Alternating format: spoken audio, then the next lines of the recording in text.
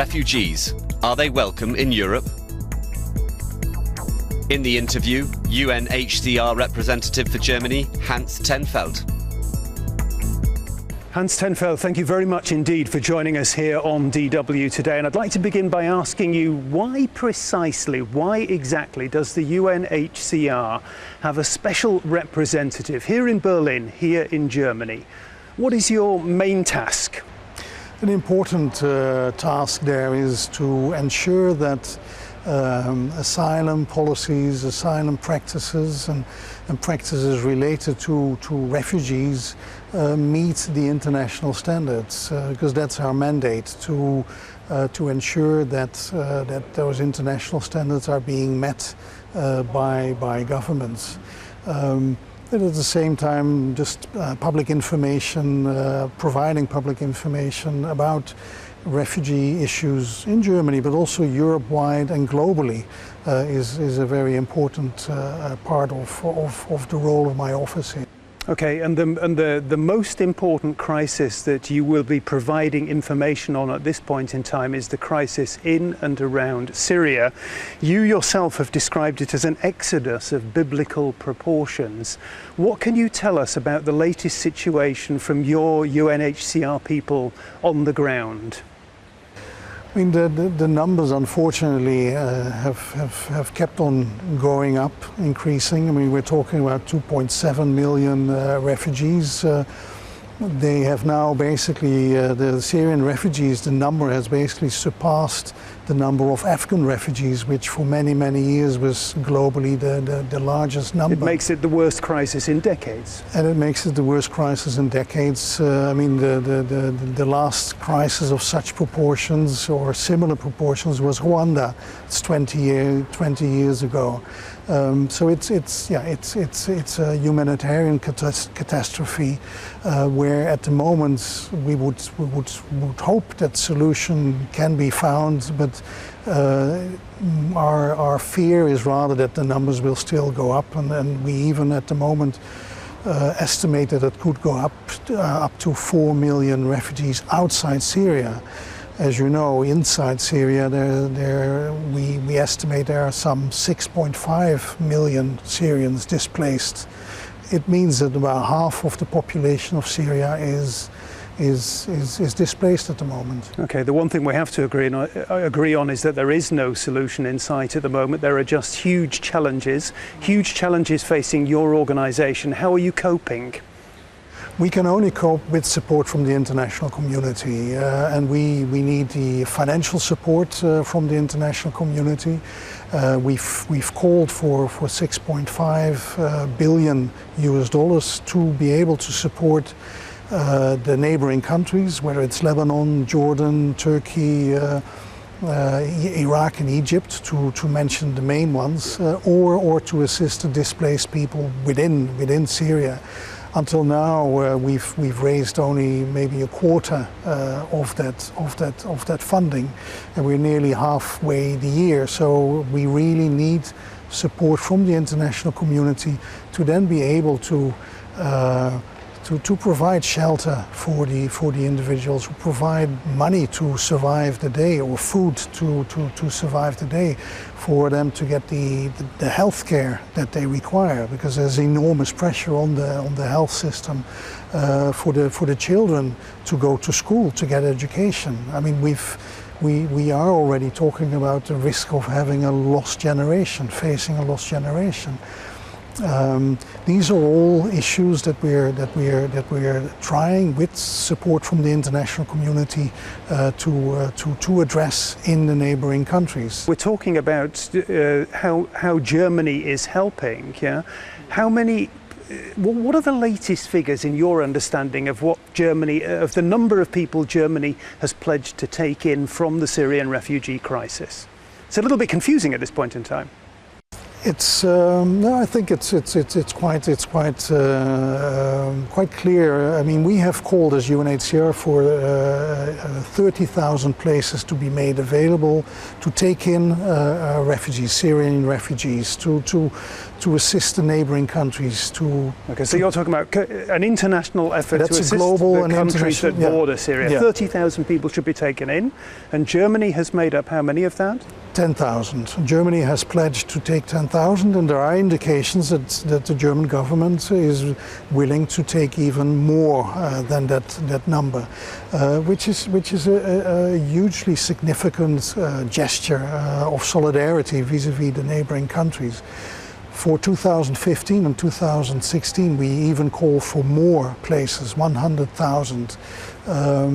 And again, I mean, some people will say, well, it's nothing if you see the 1 million or the 9 million altogether. But that is a fact, isn't it? I mean, you talked about the situation in Lebanon, a country that many say is on the verge of imploding, that has taken in 1 million people, and Germany is easing the burden of Lebanon and these other countries by taking in 10,000 people. And the critics do say that it's a drop in the ocean.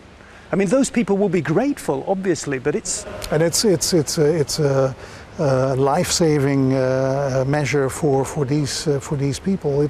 It's also clear that not everyone can be helped by leaving the neighboring countries. The solution needs to be found in Syria itself, obviously, but also the assistance for the majority can only be provided there in the neighboring countries, and that's where the financial assistance is so important. And there, Germany is also playing an important role. Last year, about half of the assistance, the resources given to UNHCR were for Syria, for our Syria program, for instance. So, yeah, the assistance is coming at the two levels. We would like to see more places still, not just from Germany to take in refugees. The European Union for sure can do more, and globally more places can be offered. But that's what we're calling for. 30,000 this year, 100,000 2015, 2016. Okay, let's talk about a different complex, a different problem, and the terrible fate of the many thousands of people who try each and every year now to make their way across the Mediterranean Ocean to get to Europe. Do you have any concrete numbers on how many people that we're talking about there? Well, I mean, these are in a few thousand, but the main thing is to keep in mind that this is just a very small number of people. Again, when you look at Syria, when you look at the global figures of people that are displaced, I mean, there are about 45 million people displaced. Most of those are displaced within their own countries. There are about 15 million refugees worldwide. About 4 million of those are Palestinian refugees within their own region. So it's about 11 million refugees. But again, most of these people are in the neighboring countries. I mean, Syria, the Syrian refugees, we spoke about it. There's most of the refugees are in the neighboring countries, 2.7 million. Afghanistan, most of the refugees are in Pakistan, Iran. Yes, there are people trying to make their way to Europe, but the numbers are very low in comparison. I think that's where it's important that the politics and that the media and that civil society realize and pass that message as well. The real refugee problems are not in Europe, are not in the Western world. They are in Africa, in Asia, in the Middle East, and they are in the neighboring countries or even in the home countries. An interesting story here in Germany recently was just about a week ago or so. Germany celebrated the 65th anniversary of its constitution with a major ceremony in the Bundestag, not far from here. And the keynote address was given by Navid Kamani, an Iranian-German writer. And he basically said, he drew attention to the fact that Germany had very open and generous provisions in terms of its asylum laws written into its constitution by the founding fathers, because so many Germans were forced to flee Germany in Nazi times and seek shelter elsewhere. And he said now Germany is no longer really granting asylum to victims of political persecution at all. You say you're monitoring the situation in Germany. What's your comment on that? I would say, I mean, in fact, the situation, especially also the legal situation, has improved thanks to European harmonization. It's clear there's always open or possibilities for improvement. It's never perfect, and I'm sure that there also in Germany improvements can be achieved, and there are new bills on the table, and we have our views on those bills as well, and we will make them, or have already made them known, and we see improvements that are possible also there in these situations. But